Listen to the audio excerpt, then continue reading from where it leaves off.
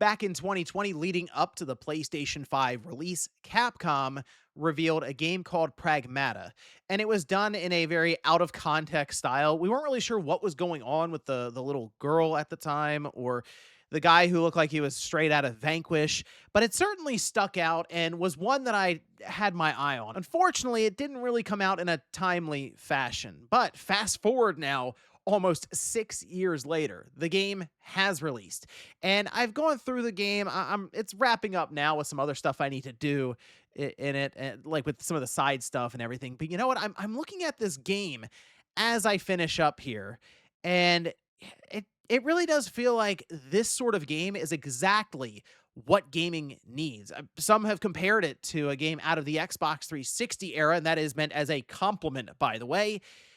And I kind of agree with it. I just wanted to give some of my thoughts on all of that with Pragmata here today. So for this video, I'm just going to record footage from the early parts of the game. I actually have to go back and clean up a few collectibles, some other stuff like that. So that's footage you'll see from like the beginning area. Nothing later in the game for any spoilers, nothing like that. And I mentioned this is a game that people are comparing now to the Xbox 360 era, a game out of that generation, just kind of brought up here now in 2026. And I had thought about this as I was playing through it. And I'm seeing like the runtime for myself right now. It's gonna be end up being, I think, a 14 to 15 hour game with doing all the training stuff and finding a majority of the collectibles and just wrapping up that way. And I'm looking at this thinking, you know what? It's a $60 game, about 15 hours at that sort of a pace and completion percentage. And the game itself, I think, being genuinely creative, it does kind of feel like a game out of that era. So this is a game running on RE Engine, and it's something else I thought about as well with Capcom, of course, using their proprietary engine that they're using across the board now for just about everything. Even Mega Man coming out next year is going to be using RE Engine, but clearly Reach for the Moon engine seems actually fitting here for Pragmata.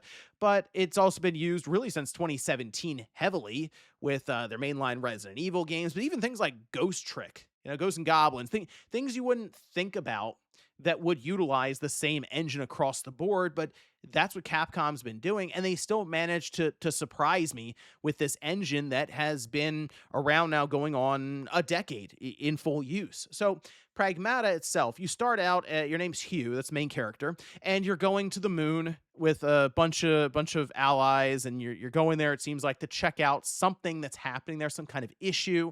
And what's happening is in this world, they're testing out 3D printing capabilities with this new type of filament that's been discovered, and it is able to print anything. I mean, you see like cars being printed, everyday items as you're going through the game, just kind of as scenery.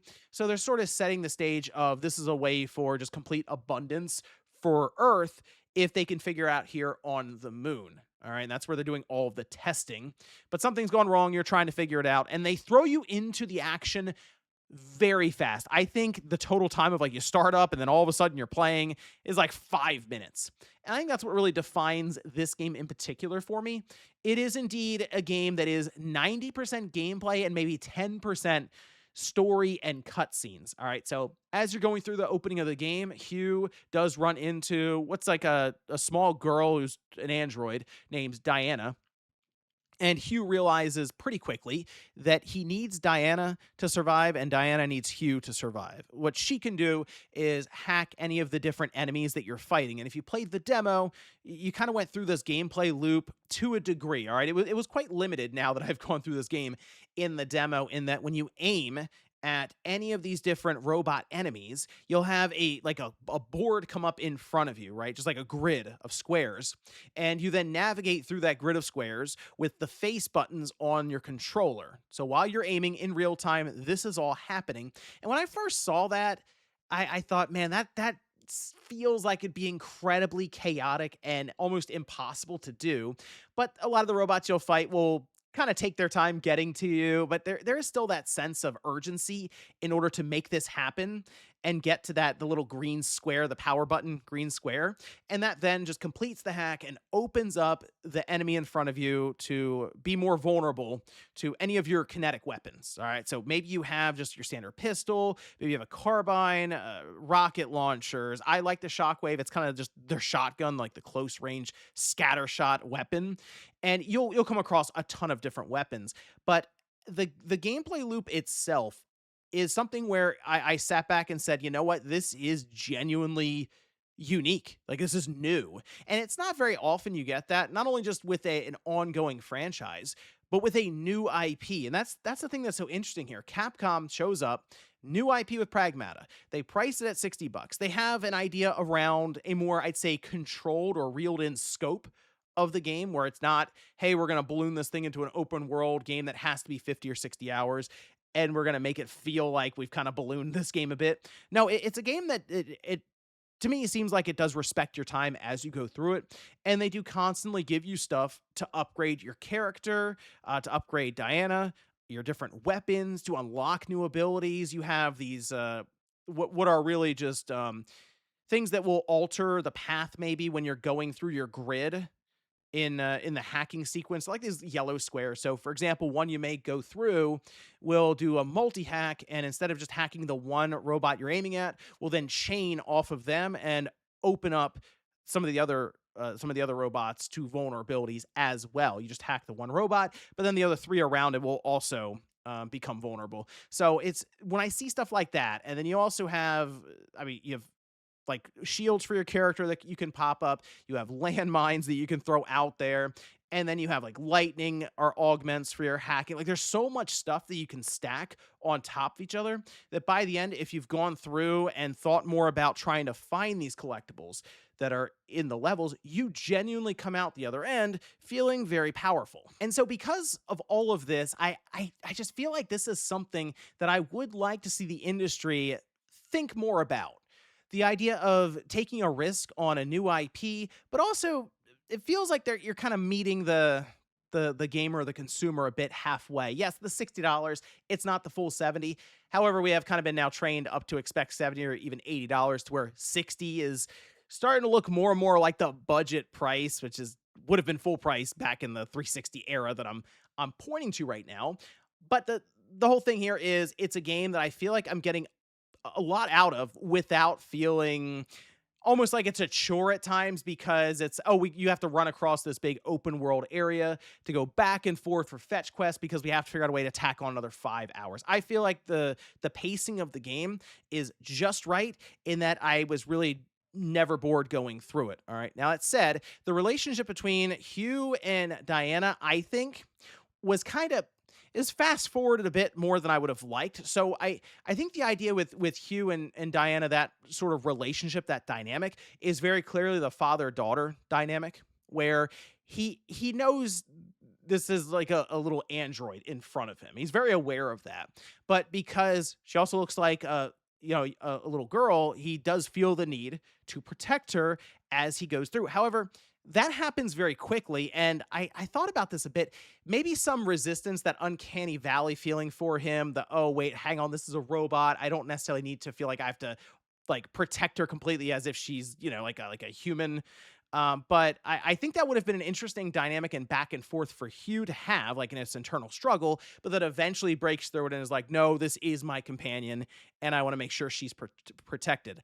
Although I guess she does like give him like crayon picture like drawings pictures and stuff, and it's very very good at obviously mimicking again kind of the daughter angle to this. And it's fun. You have a home base and he hangs up all the little pictures she gives, and he'll find things from Earth so that she learns about what humans do and what like normal kids would be doing.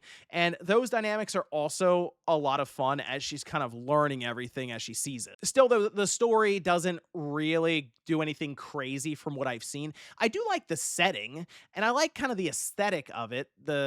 It can look very clean at times when you're going through the base. It's so the whole thing's it's a base on the moon, but they have different sections or biomes that do at least have different themes or looks to them, and it's still very controlled. Like, okay, you're stuck on the moon, so you're not going to go to a place where all of a sudden you're at a volcano necessarily, but they do things to just a few wrinkles here and there to change it up just enough so everything doesn't necessarily look the same. And at some points in time, like things look very imperfect, and I kind of like that as a contrast versus the very perfect looking parts early on, where you see a lot of the 3D printing that they were attempting, and it was successful. I noticed as I was going through, it's like, oh yeah, some of this stuff was failing to like correctly print, and it's just kind of left out there. And I don't, it had that kind of feeling as you were going through to see how things were progressing for, I guess, the crew that was there before you. But as I mentioned, the story is, at least from I've seen, pretty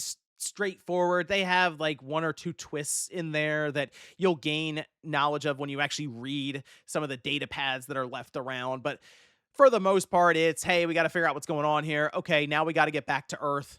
Let's do that because they're stuck on the moon. So it is kind of like point A to point B in that regard. And yes, the story part might be, I guess, the weaker angle to this game, but because it focuses so heavily on gameplay and the moment to moment action, you don't really notice it as much because the game, get this, actually tries to be very, very interactive. Even like visually speaking, like graphic wise, I think the game looks very, very clean. And yes, Hugh in his suit does look like he's out of Vanquish, which, I mean, again, comparisons there. We had the whole memes going about Diana, and if this is like a Mega Man game, and that's still something people have kind of leaned into, along with the social media account for this game.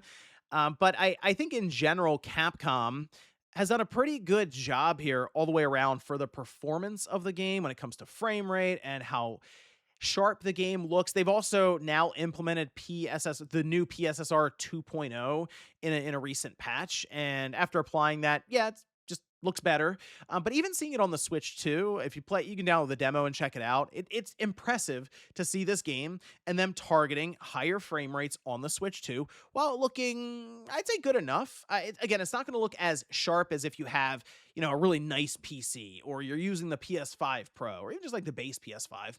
But I think for the Switch 2, these are the kind of moves that these companies should be doing as well, right? And Capcom has been pushing quite heavily on the Switch 2, and Pragmata and Resident Evil Requiem are two of the biggest pushes that we've seen, showing what the system can do. But I just wanted to quickly talk about this game a bit because it has left an impression on me with almost the formula, I feel like, for AAA companies to really approach where we are right now when it comes to budget constraints with these games, and thinking more so along the lines of delivering an interesting and unique experience and at a price point that doesn't feel like they're just trying to rip everyone off.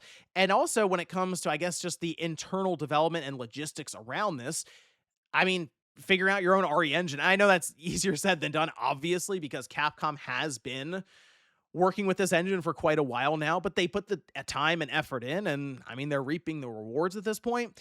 And maybe it's just me kind of getting that Unreal Engine fatigue because we see it pop up and we know that some of the downsides and limitations to it, especially on the PC side with like the stuttering and stuff, or even just the Unreal Engine look that you can attribute to some of these games. But I kind of maybe miss, yeah, I feel like I miss some of the older days where all these different companies and studios had proprietary engines and you didn't necessarily know what each engine could do. Like what were the capabilities of it? How far can they push this thing? And I think now, because so many studios have used Unreal Engine, it's becoming kind of clear there how far that's been pushed during the generation. But then here comes RE Engine.